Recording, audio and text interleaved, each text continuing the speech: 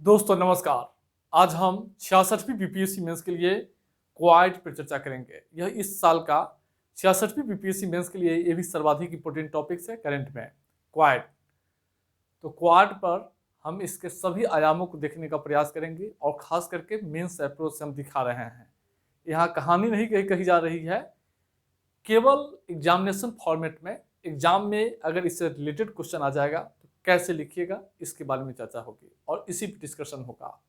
इससे पहले अगर आप 66वीं बीपीएससी मेंस के जीएस पेपर 1 और 2 की तैयारी उच्च स्तरीय करना चाहते हैं और करेंट अफेयर्स में या इकोनॉमिक में या साइंस टेक में या पॉलिटी में असमंजस सामना कर रहे हैं, टीम GCS-IS का 91 वीडियो पढ़कर जाइए। 40 घंटा में सारा वीडियो पढ़ लीजिएगा। 5 बार 200 घंटा 2 महीना टाइम है, 200 घंटा वीडियो पढ़िए। 91 PDF को 5 बार पढ़ के जाइए। देखिए आपको 66वीं बीपीएससी से फाइनल सिलेक्शन होगा। अगर बैच ज्वाइन करना है तो 83 73 98 39 95 पे संपर्क करके बैच ज्वाइन करके और सारे वीडियो PDF पढ़कर आप जाइए। आपकी स्थिति मजबूत रहेगी। घबराइए मत, 2 महीना बहुत होता है, 2 महीना काफी अधिक है, इसलिए 2 महीने में हो जाएगा, लेकिन बार बार पढ़िए। इसका चार्ज 2500 है। ज्वाइन करना है तो डिस्क्रिप्शन में नंबर होगा। आइए हम क्वाड पर चर्चा करते हैं। सबसे पहले क्वाड से रिलेटेड कोई क्वेश्चन आ जाएगा तो भूमिका कैसे लिखिएगा, सीधा और सपट्टा सीधा लिखना है। यह 4 देशों अमेरिका, भारत, जापान, ऑस्ट्रेलिया के बीच एक सहयोगात्मक वार्ता तंत्र है। समझ रहे हैं? या औपचारिक वार्ता तंत्र लिख सकते हैं। सहयोगात्मक वार्ता तंत्र या औपचारिक वार्ता तंत्र है। समझ रहे हैं? जिसका उद्देश्य है हिंद प्रशांत क्षेत्र को खुला, स्वस्थ, मुक्त और लोकतांत्रिक मूल्यों पर आधारित क्षेत्र का निर्माण करना। समझ रहे हैं? लोकतांत्रिक मूल्यों पर आधारित क्षेत्र का निर्माण करना इसका मुख्य उद्देश्य है। ऊपर लिखकर और तब नीचे आइएगा, सीधे पहले उद्देश्य दिखाइए। 3 पॉइंट हम उद्देश्य में लिखे हैं।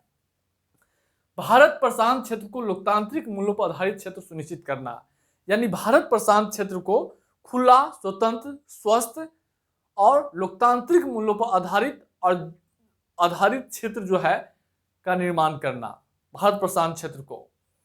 दूसरा है सदस्य देशों के बीच जो है आर्थिक, तकनीकी, राजनीतिक क्षेत्रों में सहयोग को जो है मजबूत करना। 4 देशों के बीच जो आर्थिक क्षेत्र, किसी भी देशों के बीच जो सहयोग होता है ना, आप दोस्ती करते होंगे तो कुछ मुद्दों पर सहयोग होगा, डिस्कशन करने के लिए दोस्ती करते होंगे, कुछ जरूरत को पूरा करने के लिए। हर दोस्ती में स्वार्थ निहित रहता है, चाहे वह किसी भी प्रकार का दोस्ती क्यों नहीं हो। जो ग्रुपिंग बनाते हैं आप लोग, जो ग्रुप डिस्कशन करते हैं, उसमें भी स्वार्थ रहता है। तो विभिन्न देशों के बीच जो ग्रुपिंग होती है, छोटे छोटे ग्रुप जैसे ब्रिक्स है, क्वाड है, पूर्वी एशिया शिखर सम्मेलन, आसियान है, सार्क है, बिम्स्टेक है, संघाई सहयोग संगठन है, सारा ग्रुप का उद्देश्य है, समझ रहे हैं, सदस्य देशों के बीच जो है भावी चुनौतियों, वर्तमान चुनौतियों पर चर्चा करना। और चुनौती क्या होगा, एक दूसरे देशों के हित से जुड़ा हुआ चुनौती होता है। कोई भी देश जो है अपने राष्ट्रीय हितों के लिए दूसरे देशों के साथ जो है संबंध बनाता है, संबंध स्थापित करता है, सहयोग स्थापित करता है अपने राष्ट्रीय हितों के लिए। भारत के राष्ट्रीय हितों की रक्षा के लिए भारत सरकार, या राष्ट्रीय हितों को बढ़ावा देने के लिए भारत सरकार कैसे संघाई सहयोग संगठन, ब्रिक्स में, पूर्वी एशिया शिखर सम्मेलन में, G20 में कैसे भारत जो है सदस्य देश है।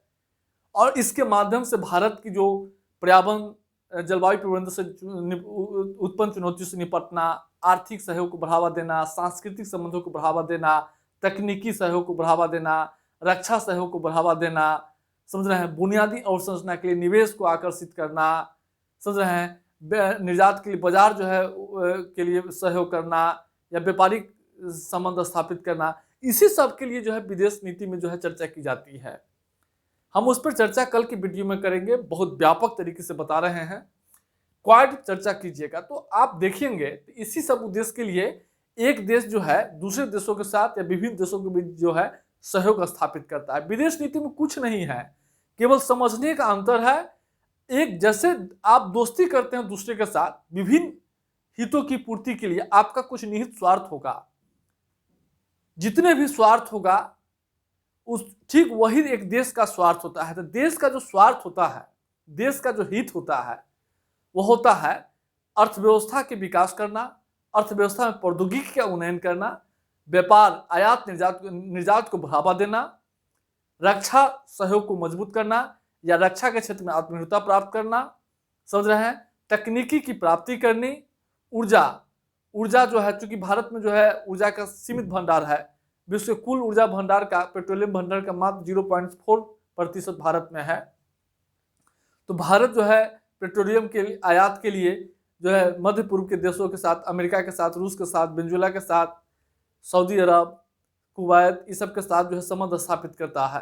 समझ रहे हैं, कुछ राष्ट्रीय सामरिक हित भी होते हैं, समझ रहे हैं, और आयात निर्यात होता है। इसी सब को ध्यान में रखकर दूसरे देशों के साथ संबंध जो है, सहयोग जो है या संबंध जो है स्थापित किया जाता है। समझ रहे हैं।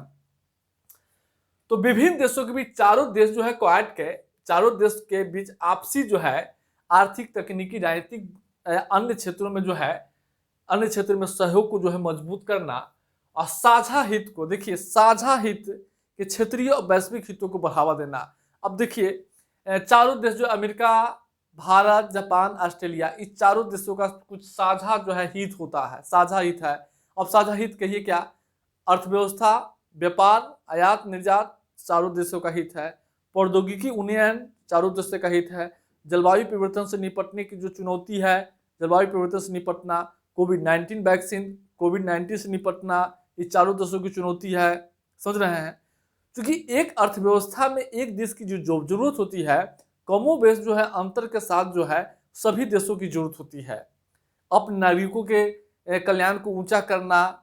समझ रहे हैं, तो इन्हीं सब चीजों को लेकर एक देश दूसरे देशों के साथ या विभिन्न देश आपसी गठबंधन करता है। तो यही है साझा हित को बढ़ावा देना। अब प्रश्न है कि इसका गठन कब किया गया था? तो जैसा कि जानते होंगे इस बर्ता तंत्र की, समझ रहे हैं, क्वाड बर्ता तंत्र की शुरुआत जो है 2007 में ही हुई थी। समझ रहे हैं, शुरुआत जो है पहली बार जापान के प्रधानमंत्री शिंजो एबे द्वारा प्रस्तुत किया गया था, लेकिन कुछ समय तक आर्थिक मंदी आ गई थी 2008-9 में, उसके बाद ये शिथिल हो गया था और कुछ सामरिक चुनौतियां थी। उसके बाद 2017 में जो है पुनः इसको पुनर्जीवित किया गया है, और 17 में पुनर्जीवित किया गया है। उसके बाद इसके जो है विभिन्न बैठक जो है हुई थी, उस पर बाद में चर्चा करेंगे। अब प्रश्न है कि यह जो है इस क्वाड में आप देखे होंगे भारत प्रशांत क्षेत्र को लोकतांत्रिक मूल्यों पर आधारित क्षेत्र सुनिश्चित करना या समावेशी क्षेत्र बनाना। तो भारत प्रशांत क्षेत्र का यहाँ क्या तात्पर्य है? तो भारत प्रशांत क्षेत्र में दक्षिण एशिया, दक्षिण पूर्व एशिया, प्रशांत महासागर के पश्चिमी किनारे के जो देश है, जैसे आसियान के देश जो फिलीपींस हो गया, इंडोनेशिया हो गया, थाईलैंड हो गया, वियतनाम हो गया, जापान हो गया, समझ रहे हैं, दक्षिणी चीन सागर के देश, अफ्रीका तट तक पूरे हिंद महासागर और पश्चिमी प्रशांत महासागर को मिलाकर जो है हिंद प्रशांत क्षेत्र जो है कहा जाता है। हाल के वर्षों में इस क्षेत्र में चीन का दबदबा काफी बढ़ा है और चीन जो है आक्रामक नीति का अवलंबन किया है, जिसके कारण इस क्षेत्र के देशों के हित जो है प्रभावित हो रही है, खास करके भारत का भी हित प्रभावित हो रही है। जिस तरीके से भारत को घेरने के लिए string of pearls belt road initiative, BRI belt road initiative ला रहा है। कभी ग्वादर में जो है, पाकिस्तान के ग्वादर में जो है बंदरगाह का निर्माण कर रहा है, तो कभी श्रीलंका के हम्बनतोता बंदरगाह का निर्माण कर रहा है, कभी बांग्लादेश को जो है टैक्स मुक्त व्यापार की सुविधा दे रहा है, मालदीव में म्यांमार में भी भारी निवेश कर रहा है। समझ रहे हैं, तो चीन को घेरने के, भारत को घेरने के लिए और हिंद प्रशांत क्षेत्र में चीन अपना दबदबा स्थापित करने की आक्रामक नीति अपना रहा है, जिसके कारण इस क्षेत्र के जो देश है, छोटे छोटे जो देश है, उनके हितों पर जो है चोट पहुंचा है। और यह हिंद प्रशांत क्षेत्र जो है, समझ रहे हैं, इसका काफी महत्व है। अब काफी महत्व है, पहले देख लीजिएगा, हिंद प्रशांत क्षेत्र जो है, समझ रहे हैं, इस क्षेत्र में जो है, यह क्षेत्र जो है विश्व के कुल भू क्षेत्र का, भूभाग का 44% यह क्षेत्र है विश्व के कुल भूभाग का। हिंद प्रशांत क्षेत्र विश्व के कुल जनसंख्या का 65% इस क्षेत्र में निवास करता है। विश्व के कुल जीडीपी का 62% हिंद प्रशांत क्षेत्र जो है प्रतिनिधित्व करता है। इसके अलावा व्यापारिक माल के विश्व में व्यापारिक माल की दृष्टि से देखिएगा तो इस क्षेत्र का 46% योगदान है।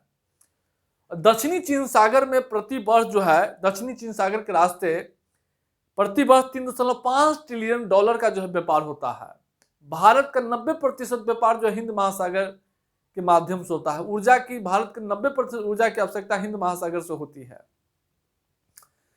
तो यह जो इतना महत्व है, तो अब इस क्षेत्र को समावेशी, स्वतंत्र, मुक्त और स्वतंत्र होना जरूरी है। अगर इस क्षेत्र में चीन की या किसी अन्य देश की विस्तारवादी नीति अगर हो जाता है तो क्या होगा? व्यापारिक जहाजों में रुकावट होगा, जो छोटे छोटे देश है उसके हितों को नुकसान होगा। जैसे दक्षिणी चीन सागर में आप जो छोटे छोटे द्वीप है उस द्वीप को लेकर कभी वियतनाम के साथ, कभी फिलीपींस के साथ, कभी ब्रुनेई के साथ, हमेशा जो ताइवान के साथ कभी न कहीं जो है हितों का टकराव होता जा रहा है। तो अब जो है ये 4 देश मिलकर इस क्षेत्र को समझ रहे हैं लोकतांत्रिक मूल्यों पर आधारित और जोर जबरदस्ती वाला क्षेत्र न हो, इसके लिए जो है सहयोग का गठन जो है किया है। और इसके माध्यम से यह 4 देश जो हिंद महासागर को सभी के लिए समान रूप से उपयोगी, समावेशी, स्वतंत्र, मुक्त निर्माण पर जो है का आह्वान किया है और इसीलिए इसका गठबंधन किया है। तो अब क्वाड की क्या प्रगति है यह जानना जरूरी है। सबसे पहले देखिए इसमें जो है 2019 में सबसे पहले क्वाड के विदेश मंत्रियों का बैठक जो है किया गया था। अब कहिएगा सबसे पहले बैठक जो है न्यूयॉर्क में 2019 में की गई थी। क्वाड के विदेश मंत्री यानी 4 देशों के विदेश मंत्री का पहला बैठक किया गया था। उसके बाद 6 अक्टूबर 2020 को क्वाड देशों के दूसरे विदेश मंत्रियों का बैठक जो है टोक्यो में हुआ था 2020 को। उसके बाद फिर जो है 18 फरवरी 2021 को क्वाड देशों के विदेश मंत्रियों का तीसरा बैठक हुआ है। और क्वाड देशों के पहले राष्ट्राध्यक्ष का बैठक 12 मार्च 2021 को जो है हुआ है, वर्चुअली आयोजित की गई थी। और इस बैठक में निम्न मुद्दों पर जो है चर्चा की गई थी। समझ रहे हैं, हम इस पर चर्चा करेंगे। पीडीएफ में 2020 के जगह 21 के जगह पर 20 लिखा हुआ है, याद रखिएगा, वहाँ 21 कर लीजिएगा। एरर पहले ही कहे हैं कि पीडीएफ में तो टाइपिंग में कभी कभी एरर हो जाता है, तो क्या कीजिएगा, थोड़ा बहुत मैनेज करके चलिए। तो 12 मार्च 2021 को राष्ट्राध्यक्ष का पहला जो है बैठक का आयोजन जो है किया गया था। इस बैठक में निम्न मुद्दों पर चर्चा की गई थी। सबसे पहले चारों देश मिलकर चारों देशों का एक संयुक्त बयान, साझा बयान जारी किया गया था। और इस साझा बयान में ही उद्देश्य था, समझ रहे हैं, कि हम एक ऐसा क्षेत्र, बयान में जारी किया गया था कि हम एक ऐसा क्षेत्र बनाना चाहते हैं, बनाने का प्रयास कर रहे हैं जो स्वतंत्र, खुला, समावेशी, स्वस्थ, लोकतांत्रिक मूल्यों से जुड़ा हो और जोर जबरदस्ती वाला क्षेत्र न हो।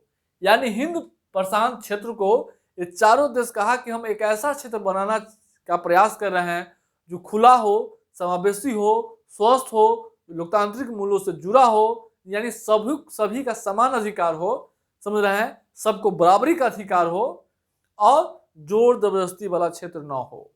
पहला बयान जारी किया गया, ऊपर लिखिएगा ऐसे हेडिंग देकर और इसमें व्याख्या कर दीजिएगा, लेकिन हेडिंग देना है, सब हेडिंग देना है। कोविड-19 वैक्सीन संबंधी साझेदारी पर बैठक हुई थी।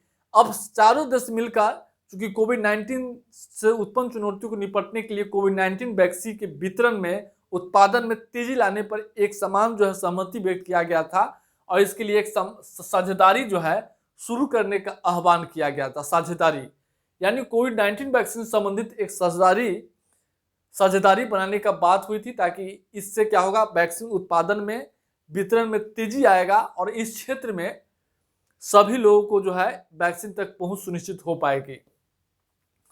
दूसरा है कि जलवायु परिवर्तन संबंधित, देखिए जलवायु से संबंधित चुनौतियों को निपटने के लिए सदस्य देश एक जो है जलवायु जो है एक कार्यदल गठित करने पर जो है सहमति व्यक्त किया यह कार्य जो है पेरिस जलवायु परिवर्तन समझौता, जो इसी वीडियो में अगले कुछ दिनों में पढ़ाया जाएगा, पेरिस जलवायु परिवर्तन समझौता, सतत विकास सम्मेलन और पेरिस जलवायु परिवर्तन समझौता जो है बहुत इंपॉर्टेंट है। हम दोनों टॉपिक्स को कवर करेंगे। देखिए बैच तो हम काफी बेहतरीन तरीके से अपने स्तर से कवर किए हैं। देखिए आप लोग बैच की आलोचना एक ही मामले में कर सकते हैं, पीडीएफ में टाइपिंग एरर है, बाकी जो है कहीं से कोई प्रॉब्लम नहीं है और टाइपिंग एरर दूर होगा, समझ रहे हैं। ज्यादा पैसा मांगता है करेक्शन, इसमें क्या बोलते हैं प्रूफ रीडिंग वाला, इसलिए हम भी जो है ऐसे ही टाइपिंग करा के भेज देते हैं, आप लोग समझ लीजिएगा। जलवायु से संबंधित कार्यदल का गठन किया गया, उसके बाद जो है सदस्य देश जो है तकनीकी दूरसंचार उपकरण आपूर्ति विविधीकरण संबंधित बयान जो है जारी किया, समझ रहे हैं। और यह कहा गया इस बैठक में कि साझा हित के क्षेत्रीय वैश्विक मुद्दों पर, समझ रहे हैं, मुद्दों पर आगे भी चर्चा की जाएगी। साझा हित के वैश्विक क्षेत्रीय और वैश्विक मुद्दों पर। उसके बाद वैश्विक चुनौती, जैसे कि कोविड-19 के कारण जो चुनौती पैदा हुआ है, खास करके आपूर्ति जो है से संबंधित, अब किसी एक देश पर निर्भर होने के बजाय अलग अलग देशों से आयात निर्यात व्यापारिक संबंधों को बढ़ावा देना चाहिए, समझ रहे हैं। इसके बाद जो व्यापारिक चुनौतियां हैं, जलवायु परिवर्तन की चुनौतियां हैं, तकनीकी से संबंधित चुनौतियां हैं, ऊर्जा सुरक्षा से संबंधित चुनौतियां हैं, समझ रहे हैं। इन सभी चुनौतियों से निपटने के लिए जो है आपस में सहयोग का आह्वान किया गया, चारों देश, समझ रहे हैं। तो इस समझौता के इस बैठक के मुख्य परिणाम है, क्वेश्चन आ जाएगा, हालिया बैठक के मुख्य चर्चाओं पर चर्चा करें, तो इसको जो है लिखिएगा, समझ रहे हैं। अब कहिएगा कि क्वाड का भारत के लिए क्या महत्व है। तो सबसे पहले आप जैसा कि जानते रहे हैं कि सीमा पर चीन का गतिरोध किस तरीके से है, समझ रहे हैं। पिछले 1 वर्षों से 2017 में जो है डोकलाम विवाद, 2020 में मई से लेके, समझ रहे हैं, इस साल के लास्ट तक जो है चीन के साथ जो है लद्दाख विवाद, समझ रहे हैं। तो इस विवाद से, समझ रहे हैं, चीन की जो आक्रामक नीति है, इससे निपटने के लिए भारत को जो है एक जो है, समझ रहे हैं, भारत को एक जो है मंच जो है मिला है। इस मंच के माध्यम से भारत जो है, समझ रहे हैं, चीन के आक्रामक नीतियों से निपट सकता है, समझ रहे हैं। यह संयुक्त मोर्चा है, एक प्रकार का संयुक्त मोर्चा है। इस मोर्चा के माध्यम से चीन को नियंत्रित किया जा सकता है, समझ रहे हैं, सहयोग के माध्यम से। और भारत जो है क्या चीन के से निपटने के लिए जो है, समझ रहे हैं, चीन से निपटने के लिए एक जो है सहयोग, समझ रहे हैं, समान विचारधारा वाले देशों के बीच जो है आपसी जो है सहयोग स्थापित कर सकता है इस क्वाड के माध्यम से। कोविड-19 उपरांत अंतर्राष्ट्रीय व्यवस्था का, देखिए जैसा कि जानते हैं कि कोविड-19 के बाद एक नई विश्व व्यवस्था का निर्माण हुआ है। इस नई विश्व व्यवस्था में भारत अपने हितों को सुरक्षित करने के लिए, समझ रहे हैं, हितों को सुरक्षित करने में क्वाड का एक विशेष महत्व है।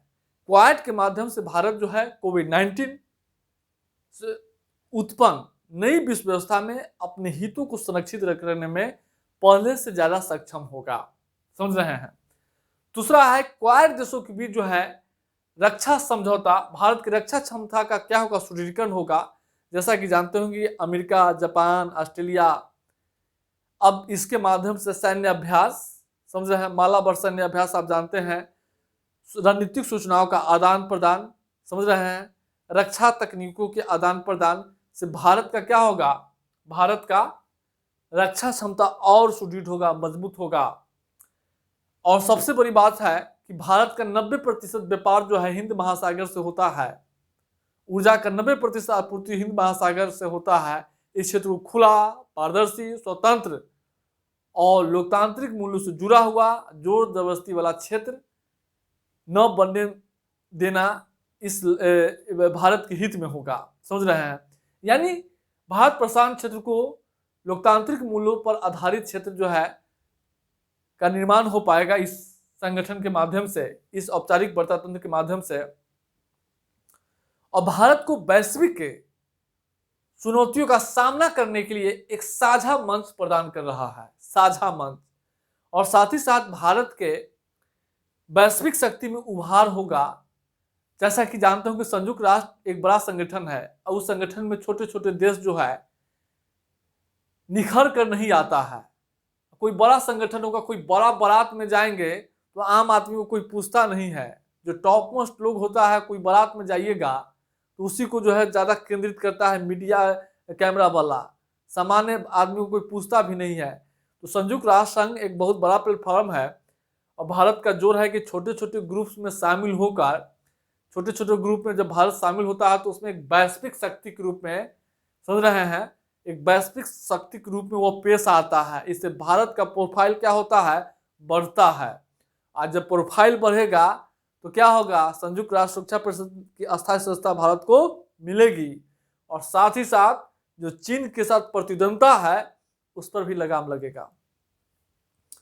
तो यह भारत के लिए महत्व है, लेकिन भारत के लिए चुनौती भी कम नहीं है। सबसे पहले आप देखिएगा चीन के साथ संबंध बिगड़ने की आशंका, चूंकि जानते हैं कि इस क्वाड औपचारिक वार्ता तंत्र को चीन के विरोधी के रूप में जो है माना जाता है, चीन को काउंटर करने के लिए माना जाता है और चीन भी इसे जो है अपना विरोधी संगठन मानता है। तो भविष्य में भारत इस क्षेत्र, इस क्वाड के साथ एक महत्वपूर्ण पक्षकार है क्वाड में। इससे भविष्य में चीन क्या कर सकता है कि भारत के साथ सीमा विवाद को और बढ़ा सकता है, समझ रहे हैं, और जो है सीमा विवाद को बढ़ाने की आशंका है, बढ़ने की आशंका है चीन के साथ। दूसरा है कि प्राथमिकता क्षेत्र में अंतर। क्वाड के जो देश है, चारों देश, जापान हो गया, ऑस्ट्रेलिया हो गया, अमेरिका होगा, भारत, सबका अपना अपना जो हित है।